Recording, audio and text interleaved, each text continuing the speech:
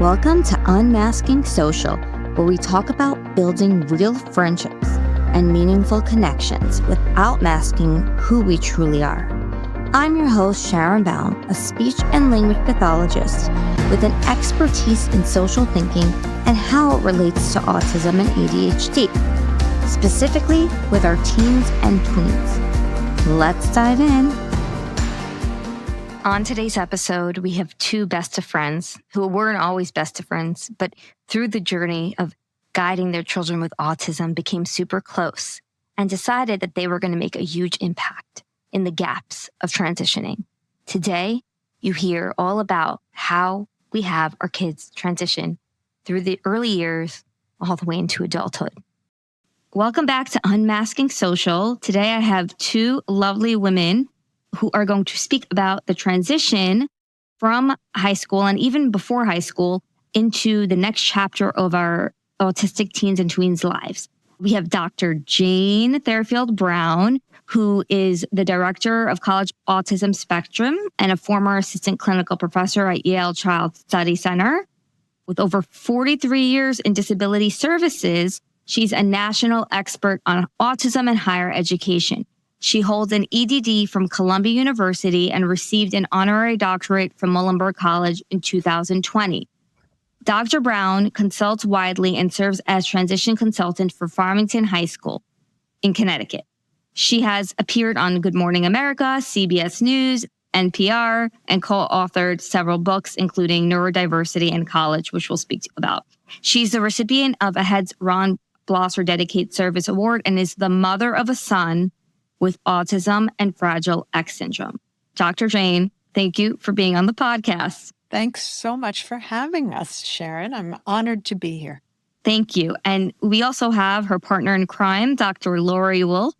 Dr. Lorre recently retired, congratulations on retirement, as Director of Disability Services and ADA 504 Compliance Officer at Boston University after 27 years, where she also held faculty roles in psychiatry and rehabilitation sciences.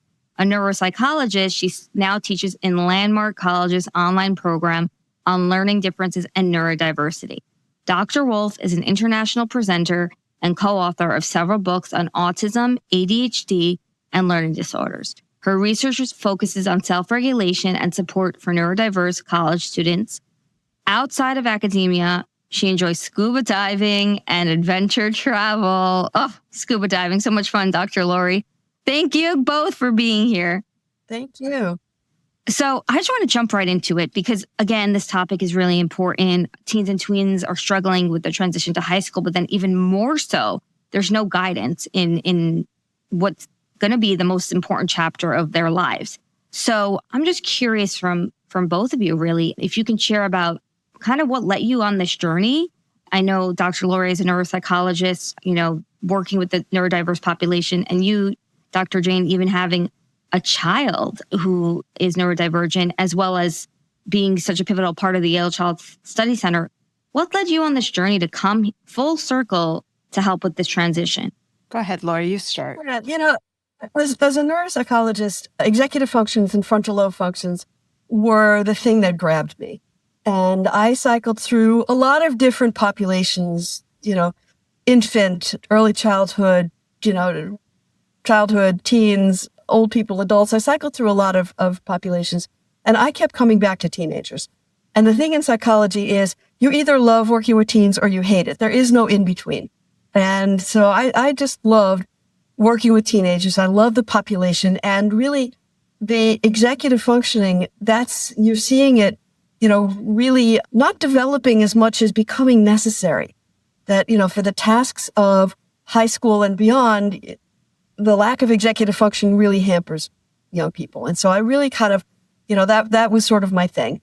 And Jane and I met online when we were, interested in college students with autism. And that was a population that I'd been working with clinically, but had no idea that these kids would get to college, let alone struggle in the same way that kids with ADHD and kids with learning disabilities and kids with psychological disabilities all seem to struggle with self-regulation and executive functioning. And so, we've kind of made that a lot of the work that we do in how do you build a resilient, successful, college-bound student that's one of the things that we focus. Yeah, Dr. Lorre, I'm going to pass it over to Dr. Jane, pass the baton, as we say, as we work with our neurodivergent students. But I'm really curious because you're a neuropsych, I'm a speech pathologist, and in my years of expertise, you either love or you hate it. The adolescents were my love, right? My joy. I'm now in administration, but for nearly 12 years, I worked in a collaborative program with these middle school teens and tweens. And it's so true. You either love it. I just love the humor and the confidence and the funny and the development as they try to navigate fitting in. So I love that piece of it. But executive functioning, like you say, for the listeners, and you're the neuropsychologist, so please correct me if I'm wrong, is usually the ability to organize, plan, prioritize, be flexible. And a lot of times, even just something simple as just waking up in the morning and knowing to brush your teeth before you leave, or knowing that you have to just complete this task and not have, well, right now I have 50 browsers open, but knowing that you must complete one task before going to the next task. And this can really hijack the brain when you're trying to do things, and especially when you don't have any support. Yeah. Well, it is, thought to be sort of the one of the higher levels of brain function.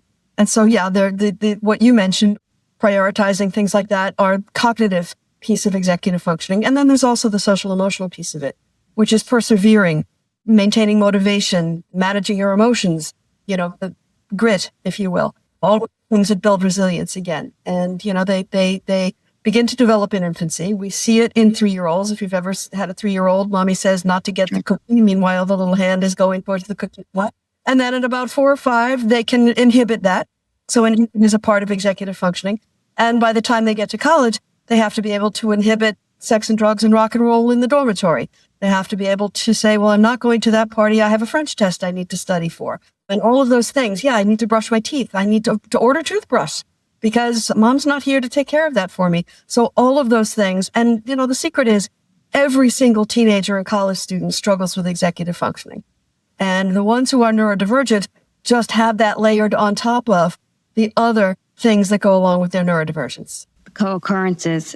And so, Dr. Jane, I'm going to turn it over to you. And I know that this has a special place in your heart because of even just having a child that you worked with. Can you tell us more about your child and just what led you towards this path? And Sure. And actually, I have an adult. I have an adult child. Now an adult. Yeah, Now an adult. Now he is. My son is 33.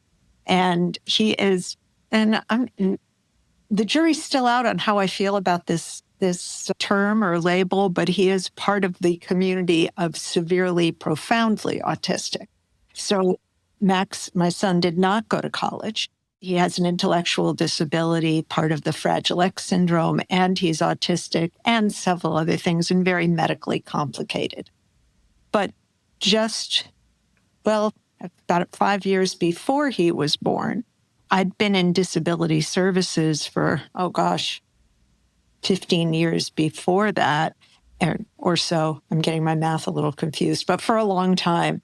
And I was starting to see some college students that identified as either LD, ADHD, or both, but I was seeing a difference. And I wasn't quite sure, and I started to do a lot of research. And at that time, autism and the Asperger's diagnosis was still in our nomenclature. And so I started doing a lot of research in that area and finding more and more of my students who really fit in that categorization, if you call it that. But I didn't think their diagnoses really fit the support that they needed in order to provide equal access. And that's when Lorre swiped right. I was looking for people to discuss this with, to do a presentation at our national conference. That is, anyone else seeing autism/Asperger's? Do you know anything about it? And would you like to present with me on college students with Asperger's? And this was in around 98, late 98, early 99, when this just wasn't talked about. And Lorre was one of a couple of people that swiped right. And we started working on this. And lo and behold, about half of the professionals in our group were still saying, honestly, you two, people with autism can't go to college. What are you saying? And the other half were saying, they're here. Where can we talk to you? We have these people and we need help. So that really started things. And about, let's see, I'm not sure how many years before my son had been diagnosed, and we didn't know where he was going to fall within that diagnosis yet. As far as the work, what's really informed the way I think about it, especially executive function and college and neurodivergence of any type, working at this high school as a transition consultant the past 3 years has really given me a lot of insight as to where the issues are, what we're doing, and why we're causing so many problems for these students. I see it even more now I've been in a conference the last couple of days. For a long time before Lorre and I got together, my son was in preschool, in a special ed preschool. So a lot of what I was doing was gleaned from my observing at this special ed preschool and translating it to what was needed in higher ed. So I was seeing all these clinicians work with my son with sensory things. And I was taking those and saying, let's make them more teen and older adolescent, young adult appropriate, and let's bring them into the college campus. And a lot of people thought Lorre and I were crazy, but we knew that this sensory input was really important for students. And we even started, it took a bunch of years before people let us put sensory rooms on college campuses. Nowadays, they're common. Now lots of places have sensory rooms. So I've been fortunate enough the past few days, I've been listening to there's something called the Preschool Autism Summit. So knowing where I've gotten so much of my information over in the past decades, I signed up for this summit and I've been listening online. And Lorre, I'm going to see if I can get this one talk to you. It was from Barry Prezant. Talking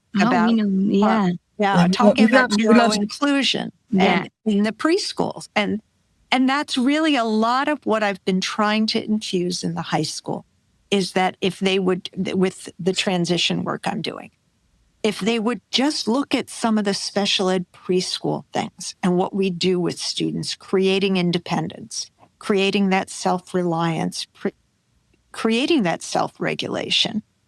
And yet what we do, not only as special ed professionals, but also sometimes and frequently as parents and sometimes as special ed professionals, is we undo a lot of that. We take all that independence building of push in your chair. Can you go find the crayons? Make sure, can you share that with the person across from you? And then by the time they get to middle school, oh no group work. They don't do well in group work. Well, how long did we work on, let's share those crayons with the person across? And a lot of times the special educators or the team is trying very hard to help develop these skills with the student. But the parents are saying, this is too much. We just want them to get the academic piece, just work on the academic piece. And they push the administration to just accommodate. So that a lot of folks are coming to Lorre and I at college saying, I need this 3-page list of accommodations because I need these supports to be successful. And I think that's where we're not being neuro-inclusive. We have to start early and continue as a team, not with the school fighting with the parents, fighting with the administration, as a team that includes the student and build these things so that, okay, the planning and executive function is an issue for you. Come talk to us about how we can help with that. Does meeting with somebody at the beginning of the day help? I, again, was fortunate enough. I don't know if my daughter would put it that way, but I think so. I had to bring my granddaughter to OT, and she's 4. Oh, what's her name? Juliana. Juliana. Watching Juliana. Watching Juliana at OT. And the OT was phenomenal with her. But the first thing I noticed when she came in is she pulled out the whiteboard, which Lorre, I was like, oh my gosh, because Lorre and I are always talking to clinicians and professionals. So the interesting thing is during this OT session, Yeah. The first thing the clinician did when my granddaughter walked in is pulled out the whiteboard and said, today we're going to, and she wrote the word and drew a little line drawing. Right. And then we're going to, and wrote the word and the line drawing. And then just 3 things, as Lorre always says, the brain can hold 3. Yeah. And she did those. And then they went to do the first thing, and she started losing focus a little bit. She's at OT because she has some challenges. Yeah. And she's also only 4 years old. She just 4 last week. So give her some credit. Yeah, she was still kind of 3.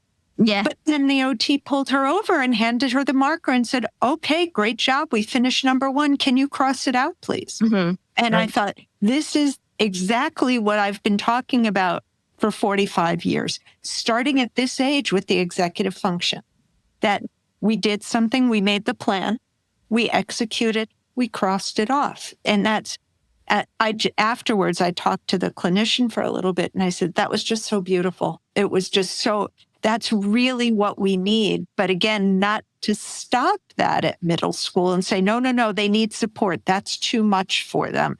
Often we want to do for the student.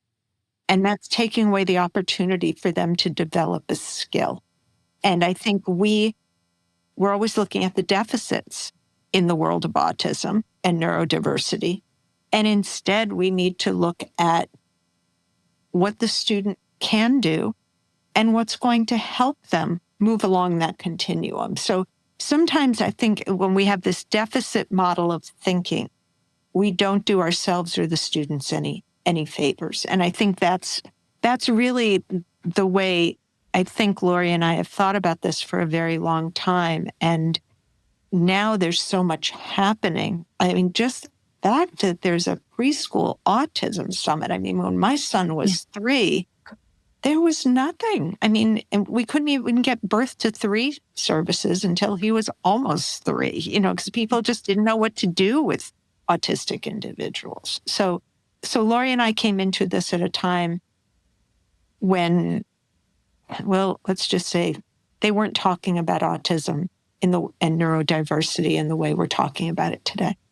Wow. So I have so many things to ask you, but I just want to work backwards for a moment. That's how my brain works. Lorre, don't judge me, but I am a backwards person. I'm not a forward. Yeah, no, okay, from the neuropsych here. But basically, starting with the last thing you said with the whiteboard, even something so simple like that, I feel is such a great tool. And it's a tool that I've used with individuals that, whether they're autistic or they just have a language-based disorder, and setting things up so everyone knows what's coming next and then crossing it out when you're done. Just like you said, 3 things, 3 tasks, and even a little visual maybe next to it. So simple, takes like 30 seconds to get together, and then you guys do it together.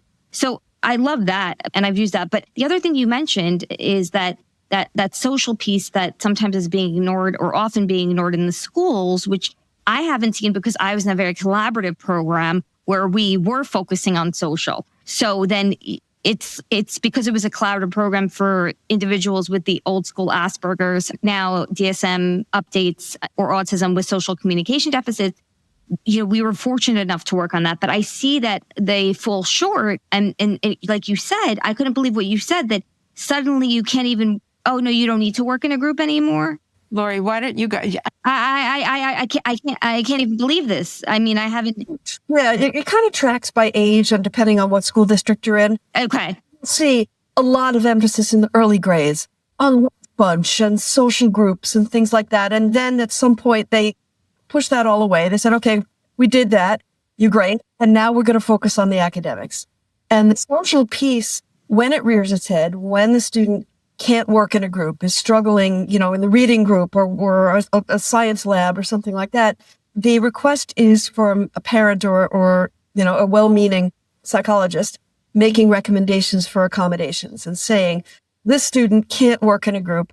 They're better off working on their own. And when that, when that student arrives in college where there really is no solo track, everything involves a group, every major, and every job project, involves teamwork.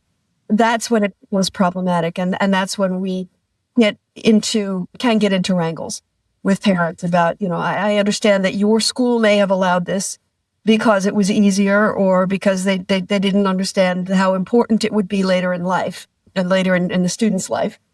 And, but we're not going to be able to do that in college.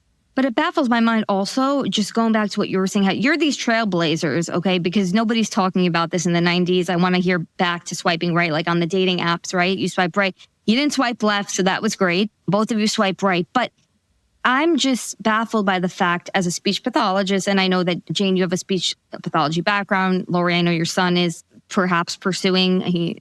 Mic drop if he doesn't know that, sorry. But so it's just because everything that we do as SLPs also falls into the academic curriculum. And I've given presentations on this often to help support teachers, which is receptive and expressive language, right? Generating inferences, even having reciprocal conversations. Those are all things that tie back to the academic curriculum, but yet there's a strict focus on academics, not social. And then they grow up, and then in preschool, they're social. And then it sounds like the progression starts happening where if they're not in a specialized program and they're not in a certain school and they're not in a certain district, they fall off the bandwagon, and then high school happens. And then, Jane, you mentioned that you felt that one of the most important things was that people should have been doing but weren't doing was that nobody was being included in this conversation about what comes next. And I'm so curious, now we have the opportunity to include individuals. And in fact, in some cities, some states, it's kind of mandated. No, it is mandated that you offer them to be present at their own individualized education plan meeting. So how did you get schools to start talking? It's tough. And a lot of times I felt like I was preaching to the converted, the special education stuff. Right, you're right. They're all I get board, like, yes, Mm-hmm. please go talk to our administration. And you talk to the administration, and a lot of them say, would you please talk to the parents? And parents say, can you please talk to the teachers? So it's kind of circular. So far, only one school district near me has asked me to come, over the last 3 years, I think 4 or 5 times, to do trainings with the paraprofessionals, which really is where this all starts, because they're the people who are one-to-one with our kids all day. So I think I'm seeing glimmers. I think it's still hard because, let's face it, parents younger than Lorre and my generation are thinking about where their kids are going to go to college. And they know what they were stressed to do and how important the academics were. And I think that piece is changing not only because of the nature of college today. We're in a very different time period, shall I say? I don't want to get political, but a very different time period for college and a very different economy for students getting out of college and getting jobs. And we're in a whole different realm in neurodiversity. Yeah. And our numbers are different. Go ahead, Lorre. I was going to add to that by saying, again, it also stratifies by district, by who the mix of students is, and by who the parents are. Mm-hmm. And as the numbers ramped up, schools began to ask and say, we don't know what to do, because now we used to have 4 or 5 kids who we thought were autistic who were college bound. Now we have 100. Or 150 in a big school district, and we don't know what to do. And the parents are putting some pressure on us to help with college planning for these students. So this is later in the game. This is not early high school. This is later. This is 11th grade. Wow. This is okay. A little bit. That's very late. Yeah. And some of the strategies that we've advocated for. So it's partly driven by that. In some of the other school districts without, Boston, where Jane lives in Connecticut, where you are in New York, these are the districts where, going to 4-year college after high school is kind of a given. But I've spoken in other districts, in other communities where it's not so much a given, and it's a different conversation. It's about what are other post-secondary options? How do we make our youngsters, work ready if they are college bound? What's that path look like? Because they may be the first generation student. They may not have the roadmap for how to get any student into college, let alone a student with a disability. So the conversations are different depending on who invited you, who the students are, who the parents are. But really the numbers worked in our favor because the schools were getting overwhelmed, as, universities also. started to call us as they saw their numbers go up happily through the years. And Jane and I have been grinding away at this now for, almost 30 years. Colleges are blessed to have people, a generation behind us who can train them. They don't need Jane and I to come anymore. But for a while, we were it. And we were going everywhere all the time. Schools were saying, we don't know what to do. Please come and teach us. Yeah. I mean, that's great that they were coming and reaching out to you, and you've made such a profound impact. Obviously, they're not always going to do that. They're not always going to reach out. And it's interesting because just recently I was working with a student who happens to have a friend who has a parent who is a very big advocate for her son. And his parents, again, he's first generation American. Like you said, there are barriers here, right? And he was in an integrated co-teaching class, and that's it.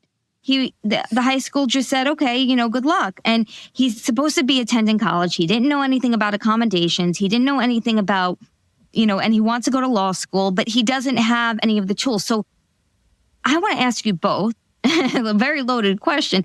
How are we supposed to get through to these schools in a way where the SLPs, the high school teams, the paraprofessionals, like you said, I think that's amazing because they're working one-to-one, can really understand the social emotional impacts leading into college at an earlier time than, let's say, 11th grade, because that's a little bit later and the parents don't know better. But, maybe even talking about it even in the beginning of the high school years. Is there a way that you found? We think so. Jane, let me start it and then I'll pass to you. We have recently, when we have another colleague, Amy Rutherford Murray, who works with us in collegeautismspectrum.com. And we have recently taken a bit of a different tack from our colleagues that we're advocating for working more closely with parents in the transition of a college-bound student with a disability. That ordinarily, kid gets to college, parent is cut off. The laws are set up that way that you could say to the parent, I don't have to talk to you, so I'm not going to talk to you. We feel like engaging the parents in a conversation about employability, and that every accommodation, every decision, every intervention is in the service of eventual employability of your young person. And that, when the parent says, well, I don't know why they can't have, no teamwork. It's because what job allows you to work alone? How come they can't have unlimited deadlines? Remember, we're building towards employability. We'll have work deadlines. And so we are starting to advocate for that. And that's a thin line between, where you have a helicopter parent and how do you contain that without pushing them out of the process entirely. Yeah, that's a tough balance, by the way, the helicopter parent, right? That's always pushing. And as every parent should push. I mean, it's your child, right? So you want to push, and then the boundary of, pushing, but, obviously allowing for independence, which brings me back to what Dr. Jane, I keep calling you something else. Whatever I'm feeling in the moment, executive function, I keep shifting, So anyway, so basically, you had already seen this in the preschool, how things were set up so wonderfully in the preschools, and Barry Prezant, and who author of Uniquely Human, recently actually I saw it was posted on Facebook. That now suddenly we're having these like summits on all of this, which is great. And Lorre, you mentioned employment, which ties into something that you had mentioned, which is that right now it's not even about going to college, Jane. Like you said, your son, while the terms are, we don't know what terms to use anymore, but you've labeled maybe severely, profoundly autistic, right? He's not in college, right? So but there's still a transition that's needed. Well, he transitioned to a day program. He was in a specialized school that the district decided he needed until he was 22. And then he transitioned to a full-time day program. There we go. It's very different. And even now, our whole thrust with my son is to make him as independent and happy as possible. And because he's mostly nonverbal, I don't say non-speaking because he does speak. Right. The term usually that we use is non-speaking, but Max does speak, not a lot, but he doesn't usually choose to. And so... But he communicates. It depends. Sometimes, okay. Yes, but he won't use AAC. Is that familiar to your listeners? Yeah, I mean, actually, just in case, you can explain what AAC is, and some people are resistant to using it. Max isn't the only one, yeah. Oh, no, right. Max just would prefer to take the iPad or whatever. Yeah. They were called talkers when he was in preschool. He would just throw it against the wall. That's just not something that he's comfortable with. But the the assistive communication devices are not something he's comfortable with. So he lets us know what his needs are, and we understand his communication. But what's interesting to me, well, first of all, Lorre, this will blow you away. This summit that I've been signed up for, it's virtual the past few days, that Barry Prezant was the keynote, and it's called the Preschool Autism Summit. So it's mostly people doing like what my daughter does, an SLP or any special ed professional in a preschool setting. There were 42,000 attendees.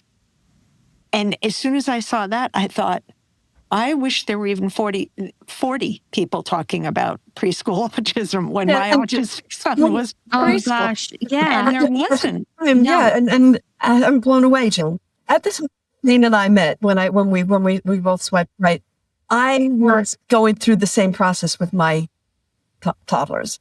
So, I resonate with that. I wish there'd been 4 people who understood a toddler who was on their way to autism. On the way to autism. 42,000. But yeah, so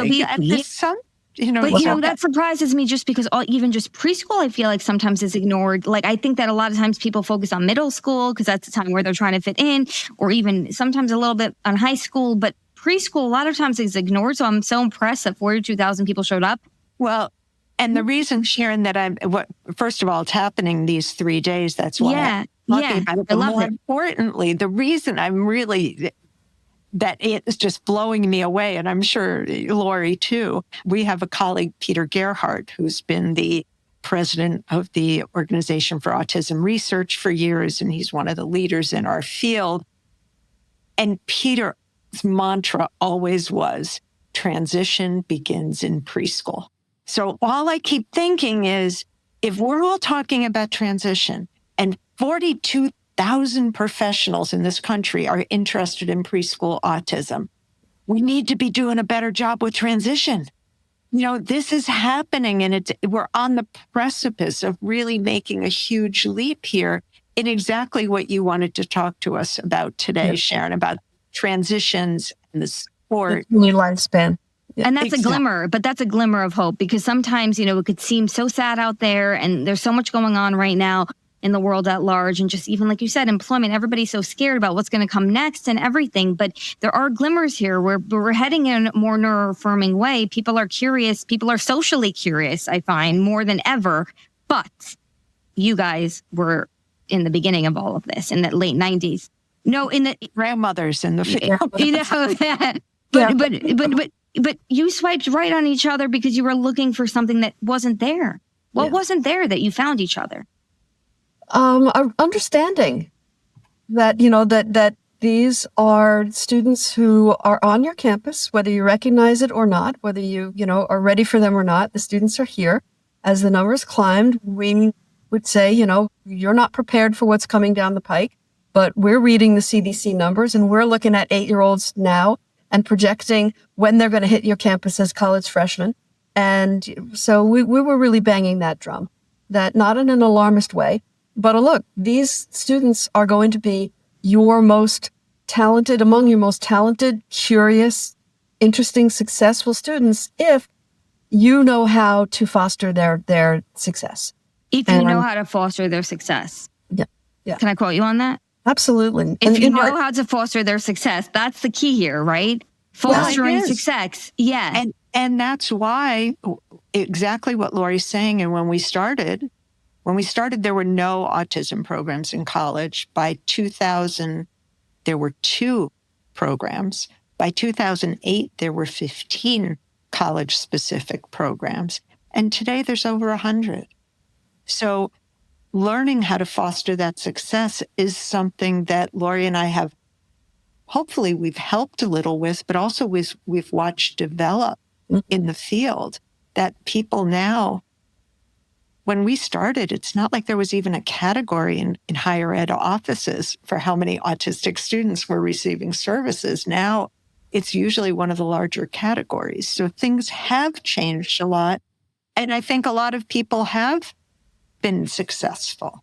But Well, the other thing that really is important is of those programs, many of them are being directed by neurodivergent individuals who have grown up, who have, found their voices or using their voices. You're saying, hey, this is our truth. This is our lived experience. And we're the best experts in what we would have needed and what we think is necessary. And that's a wonderful thing to have been part of, when there wasn't anybody else talking about this, to kind of start the conversation and be able to say, now, it's not our conversation anymore. I'm not autistic. I have a different perspective. Yeah, we have a different, talking about perspective taking, right? They have the perspective. But when you said foster the strength, so that really hit me hard, because what's going on is if I had a penny for every time a parent told me the student or their friend's child has come home from college because they just couldn't do it, right? They were doing so well in high school. They were thriving in high school. Everything was going really, really well. And now they're back. Or they got a job that they loved. They didn't even go, they didn't go to college because that wasn't their strength and interest. That wasn't, they were thriving in something that was really changing actually lives, but not college. But then they just couldn't hack it. They couldn't hack the schedule because of the executive functioning and everything and the overwhelm. So can you, I know Jane, you touched upon a little bit of what they're doing in colleges now, but where are they getting it wrong in terms of the transition to college that they can get a little bit more right based on your program and based on all the webinars that you guys give, right, about this? Where are they getting it wrong? And to be fair, where are they getting it right during the period before and the period during that's leading many students to leave? I don't know if I would categorize it wrong or right. Yeah, but that's black and white thinking. That's me. Yeah. Mm-hmm. I think what we do need to do is just start earlier. I mean, Lorre and I have been banging that drum in our writing and in our talks for decades that we need to start earlier. We need to help be supportive of families. I mean, as Lorre and I have both said, there wasn't a lot of support for the family. There was support for the student, but not for the family. And none of us knew how to raise a neurodivergent child, youngster, teen. So now that there is some more support out there, we need to encourage families to be willing to let the student fly a little bit earlier. Do the things that we're always promoting. Can they use the phone or their cell phone to order a pizza? Can they refill medications? Can they make appointments like for a haircut or a doctor's appointment? Doing those things earlier is one less thing students have to start doing when they go to college. Because in addition to everything that they have to do academically, it's, oh my gosh, I'm out of toothpaste. But mom or dad always bought the toothpaste. What do I do now? Where do I go to buy toothpaste? And it may not seem overwhelming to many students, but for some neurodivergent individuals, fitting that one more thing in. Gee, I'm not going to get this assignment in. What do I do? Now, one of us might have said, let me email the professor and see if I can have another couple days. But there's a lot of other students that would say, I'll have to drop the class. I might as well just go home. And it's sort of that, black or white thinking. Yeah. Or even just won't send the email because they forgot to send the email and then the deadline's missed. And the parents are worried about that and then taking over all of that rather than teaching, no, this is what you have to do. No, your alarm clock isn't waking you up, rather than letting the student go to school late and getting the detention to see if we can work on those behaviors. It's the parent going to work late and hurry up, get in the car, I'll drive you to school. Go ahead, Lorre, you were going to say. No, I was going to say that this is really why we wrote our book and rewrote was, the what can parents do? What can families do? When do they start? How do they start? So we really tried to provide a roadmap that says, regardless of when you're starting, earlier is better, but wherever you're entering the journey, this is what you need to do. And these are the things that we're recommending that you do as a family, starting with have honest conversations about, what does college mean in your family? Are you a legacy family who needs a big football school? Are you, a different kind of family? Are you a family that is looking at community college or some other post-secondary option? Do you have a student who's going to be dormitory capable, or are you looking at something else where maybe they'll attend online? So we really want to start those conversations in the family, involving the student, involving their team, their clinicians, their, special educators in this conversation, so that when they get to college, the student has the tools that they're going to need to understand what comes next. And, they may not be able to do it, but they have the information and they know the steps that they take. Yeah. So it's really just an individualized approach that you really have taken for each parent, each family, because every parents differently. Like you said, some are not even giving as much independence because they rather do it for the child, which no shame on them. Sometimes that you feel you want to do it, right? I mean, it's easier and it's hurt. You don't want to see your child struggle, but sometimes, like you said, the struggle actually can be building up that resilience, which is part of executive functioning.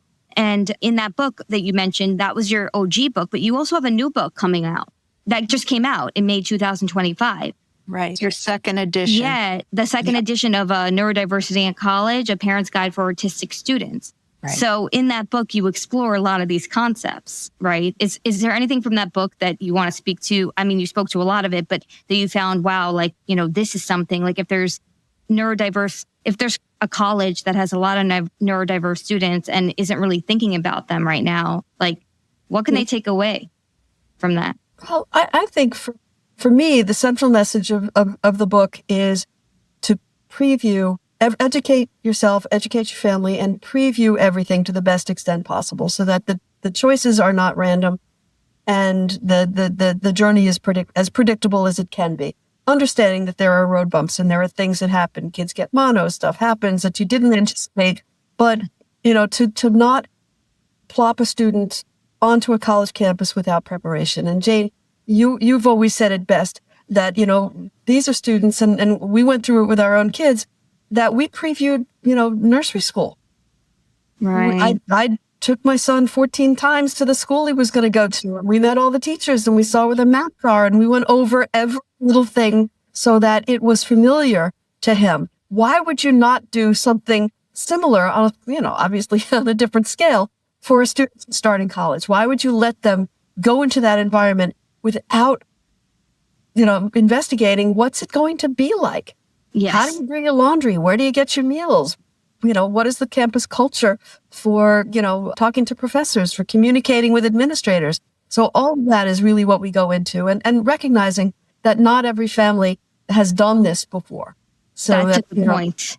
This might be their first time, right? Really training their children into what's going on. They only picked up on things maybe in school. Maybe they were lucky enough to be in social groups. Maybe they weren't, but maybe the parents have never led them through that and explained social to them in that way and navigating. That's very interesting. So, but again, in some of these colleges, every college varies, right? So some college, like you said, has actual autistic programs. Some only have accommodations, right? It depends really on the school that someone chooses to go to. And what I've learned along the way of my journey and working with this amazing population, brilliant minds. I mean, it's just, this is how it is. Brilliant, creative minds talking about strengths, things. My podcast setup, by the way, was made by one of my neurodiverse students. So just letting you know, right? But at the same time, that's why I've learned that all these supports actually help everybody.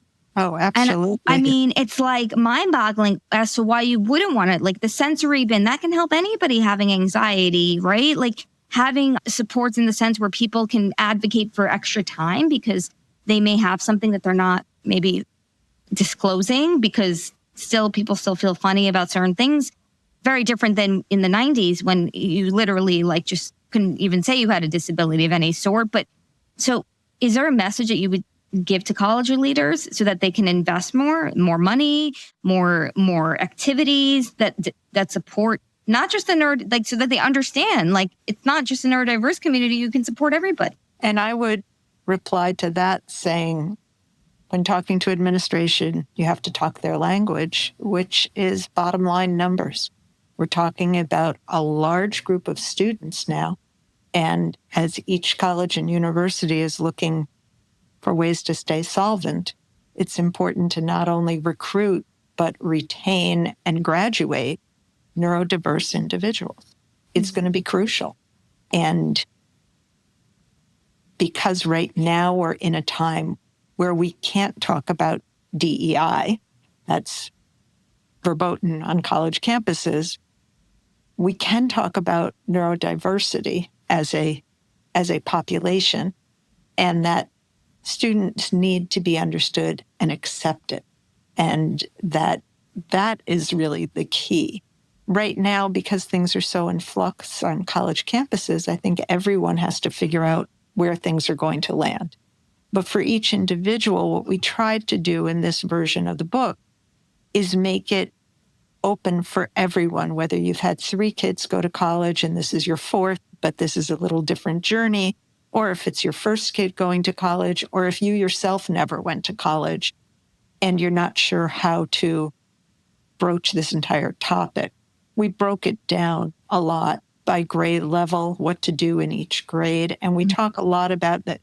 What we did with this book also, because it's not a live document, but our website is, we keep adding more resources on the website that if you buy the book, there's a QR code, you can go to the website and get a lot of the transition resources that we keep adding. And there's a lot out there right now, and that they are important for families to know, gee, by 9th grade, transition-wise, what should my kid be doing? And by 10th grade, what should be added to that list? And you don't have to be successful at all of the things, but at least know what you should be attempting. And if you need help with that, then parents should be looking for help to teach their students some of those things, whether they're going to college, whether they're going to work, whether, as the next generation says, whether they're just going to be adulting. And the adulting stuff is just equally as important. You can talk about executive function, but you also need to talk about within that paying your bills. You can't just tell the electric company, well, I'm just not good at doing things on time. Well, then you don't have power and you don't have internet. Is that something you're going to react to? And how are we going to set that up? How are you going to remember to do those things? Is it an electronic calendar? Then before you lose your electricity, let's figure out how you're going to do that. Often with families, and myself included, I had 3 kids under the age of 4. So, having to work out systems was really important. And I think that's what we need. If students need support in any transition, whether it's going to middle school, going to high school, going to college, going to work, we need to figure out what systems they're going to need and then figure out what supports they may need. But that has to include the student. The parent can't just set this up without the student. And yes, and it helps the parent too to realize what their student may or may not be able to do. Yeah. And in accessing these families, like we said, there's so many different types of families, some that are, as Lorre pointed out, first generation American, and even the child I mentioned, and accessing them. And so sometimes they just go and they're trying to fit into this whole world. And this is their first exposure because they never really learned how to be in a group, like you said, because they may have been in a specialized class, but weren't really getting any supports in addition to that. So then they also find this secondary struggle in addition to executive functioning, which ties in together, which is, I have to work in these groups, but I also want to have a group of friends. I had a student who found his tribe in 9th grade, but it took him until 9th grade to find his tribe, to find that group. I'm not a group person. I have individual friends, some who get along, some who don't, but but finding your tribe, just having a community is so important. Is there anything that you've observed that you can share with anybody listening who finally found college, finally found those accommodations, but they simply just don't know how the social thing is going to work? Well, the neurodiversity movement and even the terms of neurodivergence really forms that tribe for students who understand and identify under that umbrella. It's given people a common language that's not a clinical or pejorative term. And while we can debate, is everybody neurodivergent? By definition that we are, but is everybody neurodivergent in that meaningful way? Probably right. not. But that really gives students an opportunity to speak the same language and to come together under that umbrella. And within that community, there's lots of schism and debate about, who's who and what counts. And you're always going to find that when groups of people come together and under an identity, a common identity. But I think that that's a strong place. And so campuses understand that within that framework, but also the non-clinical framework, the students who don't identify as neurodivergent or ADHD or anything, they're just, regular students, it's the same journey. Right. And executive functioning and supporting that is the same intervention. And right. I'm deeply concerned about coming out of pandemic, what happened to those young people at every grade who lost those 2 to 3 critical years. And so we're hearing and we're seeing they're coming to campus and they don't have any of the kinds of skills that we've been talking about this afternoon. And so helping campuses understand, if you can address that, your retention will be better. Students will stick around. They won't come home defeated like the student you described. They'll stick around, they'll hopefully graduate, and they'll hopefully be employed, which is the language of higher education. Retention, graduation, and employable. Yeah, so I love that, because you're not being manipulative. I mean, you're literally just saying, this is what's going to happen, right? You can provide the supports. A lot of them are not even expensive, some of the supports, right? I mean, some of them are a little bit more, but some of them are just very basic life functional supports, right? Or you can, lose out a whole lot more. I mean, I'm not a business person, but just even from a financial perspective, lose out a whole lot more by losing that student. And they're losing too many students, it sounds like. But now we have a glimmer of hope, because you're seeing that things are changing a little bit more. There's a little bit more of a neuro-affirming culture where people are understanding more. And so now that you've shared some glimmer of hopes, how do you envision the future for this college support? What is college going to look like in a few years? I'm just going to mute for a minute. Sure, no problem. And I'm going to follow up on something Lorre said, and then I'll answer your question, Sharon. Sure. I think one of the important things about college and supporting students at college is really looking at what they're interested in. And a lot of college, as I'm sure you remember, you got to take your general ed requirements, all of that. Everybody thinks it's going to be, I'm going to go study what I want. Yeah. But allowing people to major in and really focus on what they're interested in does make a difference. And I see it again and again. A lot of times we call it autistic obsessions, in the clinical sense, when really it's more what people are enthusiastic about or passionate about. Why can't we call it a passion? Why can't we say, gee, instead of saying, well, their absolute autistic obsession is art. Well, that's calling them. It's not. Instead of looking at it pejoratively, why not say, oh my gosh, they have this wonderful ability and they're artistic. What's wrong with being a tattoo artist if that's what the student's really interested in? I think that's a lot of it. And I hear again and again, well, they want to be a history major. What are they going to do with that? Well, that's true from an employability perspective. But if the idea is going to college to get an education and to have that degree to be able to move on, then maybe history is the way to do it. But if you're going to put parameters on it that you are absolutely passionate about history, but we won't let you study that, then you're going to get rebellion, as you should, in a neurotypical or neurodivergent individual. Yeah. So I think really looking at what the students' passions are. As far as the future, this is a really tough, volatile time to talk about that. I think ever since the pandemic, people are really questioning the monetary value of higher education. And I'm seeing more and more people that say, is it really worth the $80,000, $90,000 a year that many institutions are charging to get the bachelor's degree? Or do I go to a community college to start and then go to a state university? State universities almost universally are oversubscribed for residence halls. People can't get rooms and, they're double, tripling. That is a whole other webinar about housing for students with autism, or for neurodivergent students. Yeah. But I think it's really important to think about the number of students coming forward, what a college degree is going to mean, and how those degrees are going to be obtained. Are we really looking for the most part, at community college as a first 2-year option for most students, just even affordability-wise with the way things are going? Are we really looking at more 4-year degrees as looking like the entry level, like a high school diploma used to be? And if that's going to be the case, then we have to do things differently.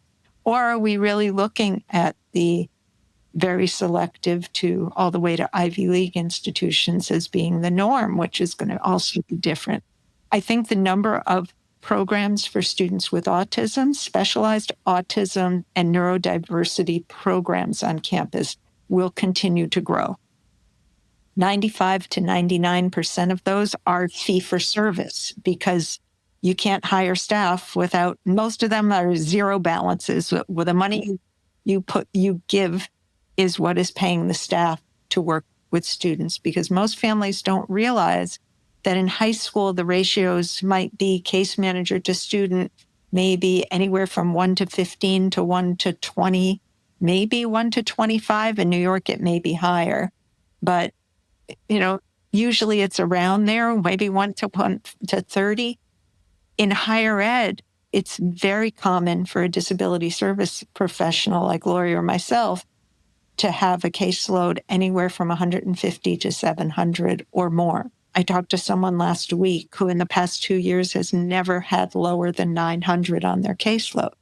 So we do work very differently. There's no way we can work an hour a week with students. And I'm not sure families understand that. So the specialized programs are what provide that kind of support. And so, even if you have one of those like 150 on your caseload, it's not 150 hours in a work week. You can't. Unless you don't sleep, you don't eat, you don't do anything. And you only last for work for a month. Yeah, burnout, but not even surviving. Oh, that's great. So I think wild. there will be more of those programs. There are a lot more now that are outside the campuses.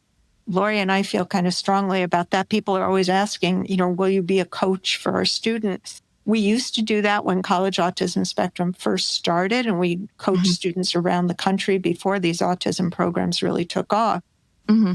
But then you really don't know, we want the people working with the students to be able to say, you know what, you can take this bio class, but make sure you get this person as a lab instructor. Or if you have to take the foreign language, and you don't know that when you're on the outside.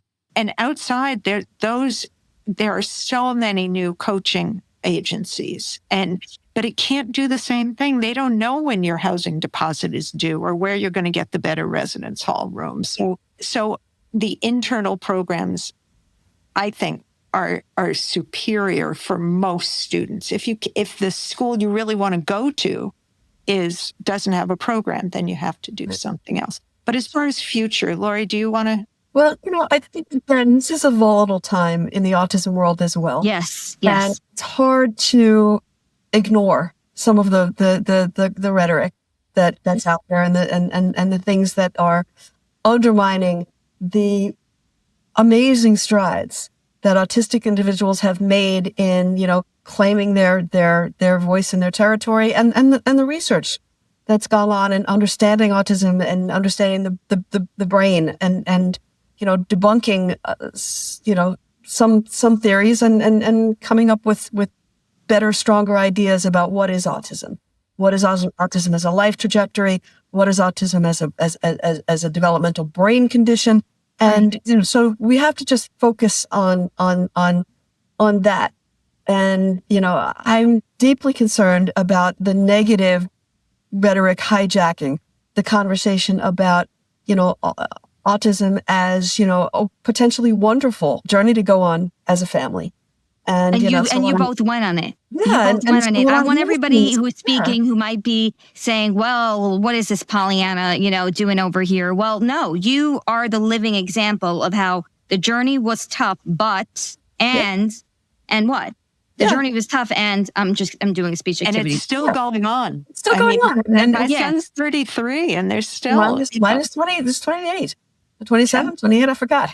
And he's pursuing a degree in a field that supports him. So Jane and I had different experiences in our families, and we were part of the joys and the triumphs and the pain in each other's lives of doing this. But I really,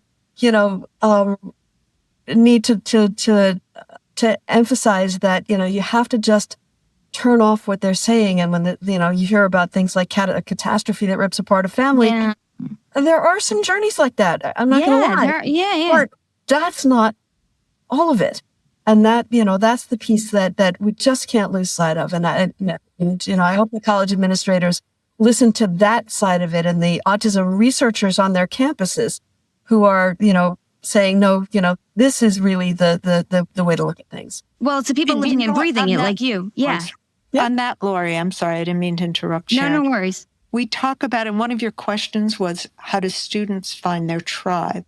Yeah. And one of the most important things that Lorre and I are big proponents of, and luckily, we both had a lot of support and we had each other, and we've been very good friends for 28 years. Yeah, I could tell. I can finish each other's sentences. But one of the things is we talk about the students finding their tribe.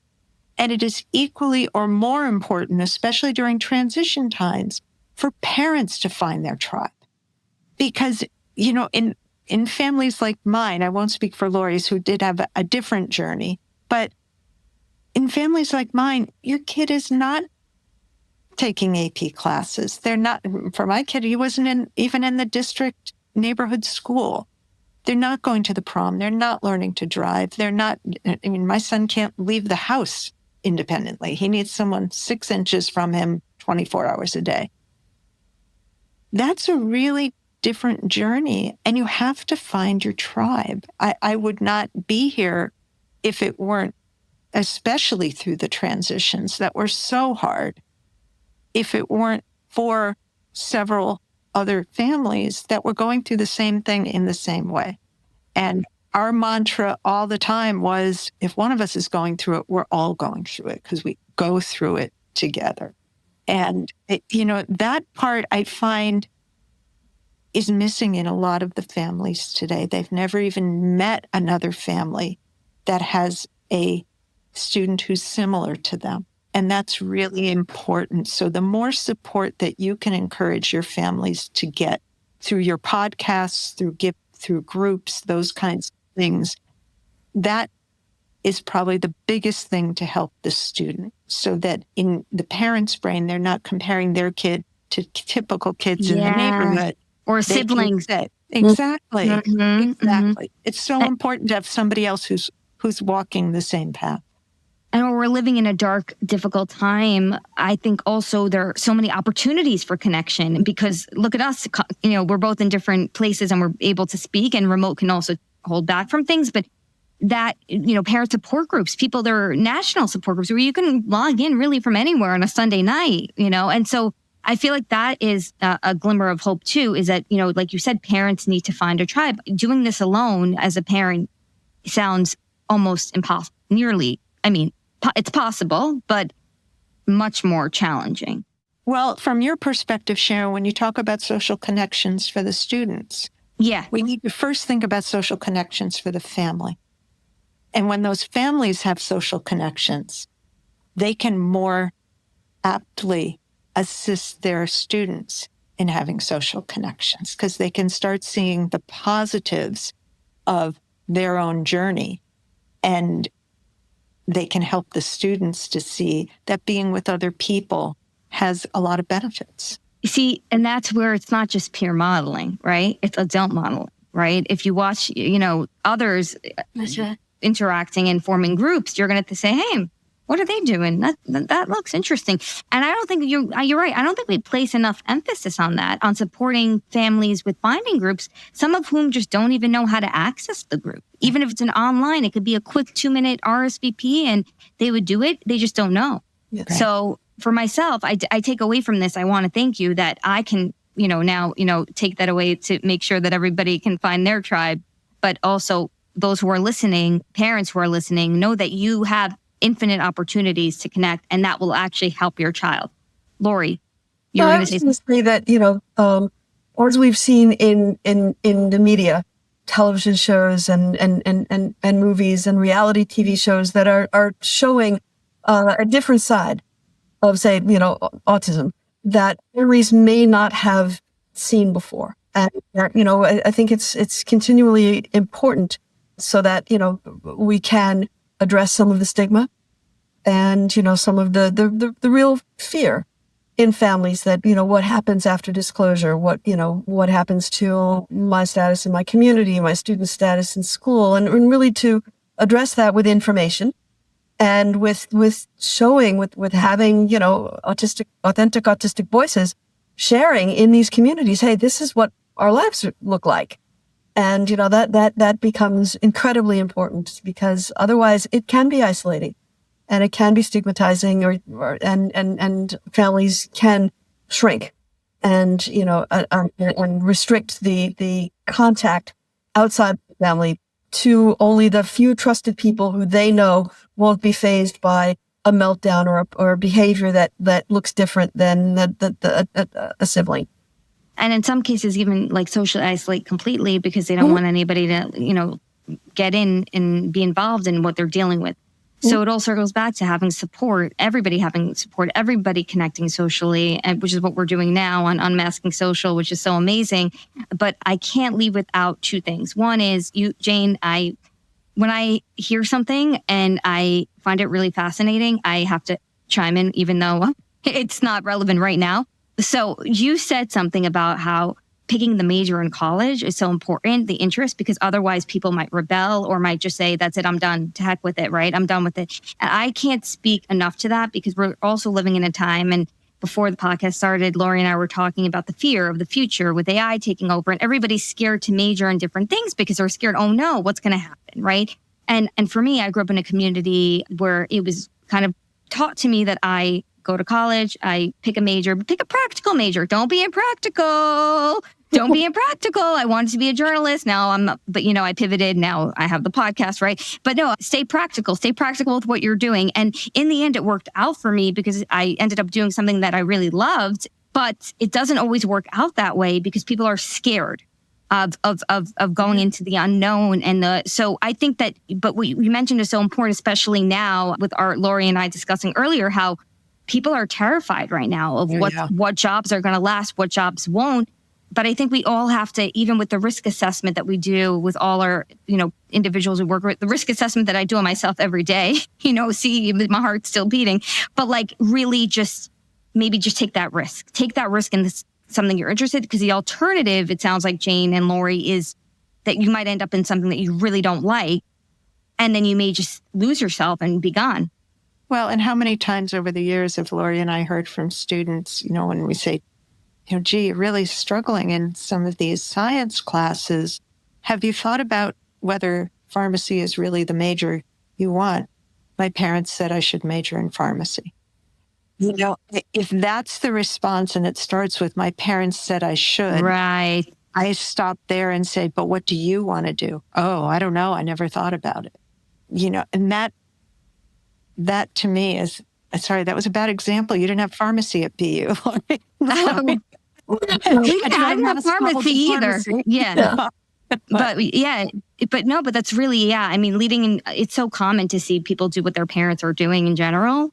And I just, with the neurodiverse population specifically, like you said, a lot of times we call them these fixations, these ruminations. That's actually an obsession. That's part of obsessive compulsive disorder. And neuropsychologist Lorre, correct me if I'm wrong. That's not being neurodiverse. That's a passion. That's an excitement. That's something that you love to do. So continue with it, because some of these people are going to be the engineers. Some of them are going to be the podcast builders. Some of them, are going to do other things like Jane. I know your son, is going to be doing other things that may not be exactly the same interest as setting up this mic. But so I'm saying, so that's why I think it's so important, because people don't even think about how that could really derail people who are already vulnerable from staying. Well, going to college with a disability, with any disability, can be hard. It is hard. And so if intrinsically the student's not interested in what they're studying, and there is no, internal locus of control, as we learned in Step 101, so then how do you keep going when the going gets tough? Yep. In a business program, when your heart's, in English literature and comparative literature, how do you keep going when the work gets so hard and you have to ask for accommodations and wrangle with faculty and deal with facility services saying, I can't give you a single bedroom. I mean, how do you keep at it when intrinsically you're not interested in being at that school studying what you're studying? Yeah, I mean, that is such a good closing point, is that stay with your interest. And families need to know this too, is don't tell them what to do. Don't tell our teens and tweens and young adults what to do, right? Let them tell you what they want to do and embrace it. As much as it seems like AI is going to take over all of us. Just kidding. It's not. We'll see. We'll see. Listen, I don't have a crystal ball on anything. I wish I did. I wish I could predict all our futures together, but sorry, I don't. But yeah, thank you so much, both of you, for such a productive, meaningful conversation on a topic that is not spoken about enough at all. And it happens only later on when the going gets tough that people start bringing it up and the person's already back home or they're not employed. And this is going to be so impactful to neurodivergent individuals speaking or listening, that they'll feel empowered that they can do it. And it's also going to be empowering for the parents and the families listening and the professionals too, to think about how to be more neuroaffirming. But I can't leave off without asking you, where can everybody find you? Even though you have a full caseload right now, they could still, they may not be able to utilize your services, but because you have to sleep. No, yeah. We have a team. So certainly if people need us, the best way to reach us is through collegeautismspectrum.com. Mm-hmm. And you can reach us, you can email us through there. We also have a Facebook page by the same name, and you can send us a message through there. And we're also, now that we have some social media people on the team with Lorre and I, since this was not Lorre's and my forte, and then you can reach us through Instagram too and send us a message that Amazing. way. And the book is available on Amazon. Yes. And the book is so easy. That comes within a day these days. Okay, great. Yes, I'm going to order it myself, actually, because I want to see what's in there. All right. Thank you for having us, Sharon. This was a pleasure, and we enjoyed meeting you. Yes.